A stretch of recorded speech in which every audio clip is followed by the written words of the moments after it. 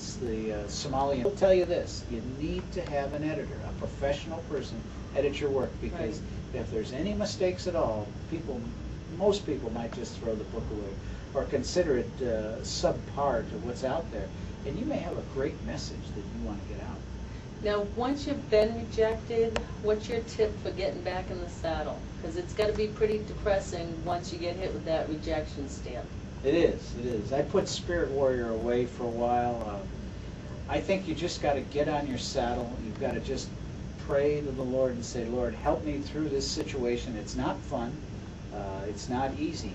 But again, self-publishing gives you the opportunity to get your ideas, get your manuscript out there, because one of the greatest things that can ever happen, I travel on planes a lot, is you're sitting next to someone, you meet them, and you give them your book, and it's a special thing. Or you know, you give your book away to a friend or at a birthday party or something.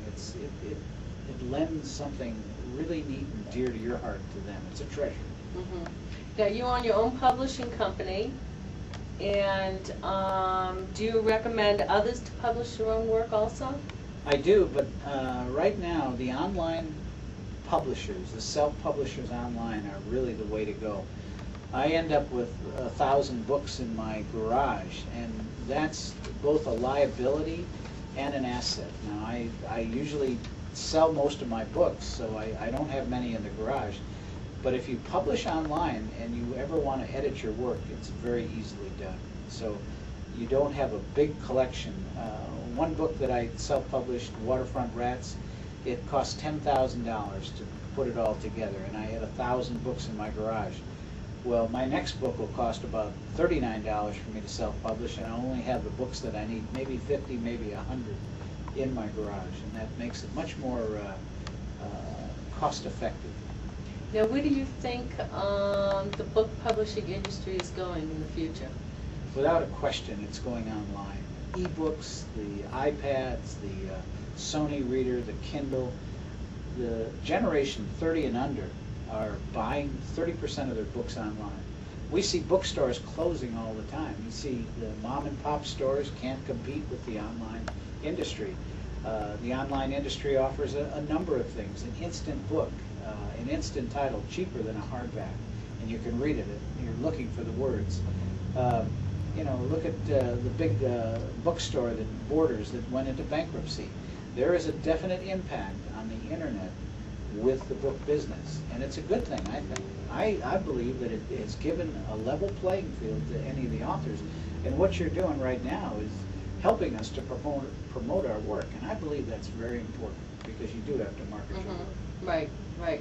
Now, all your books and everything that I am familiar with that you have done is all Christian.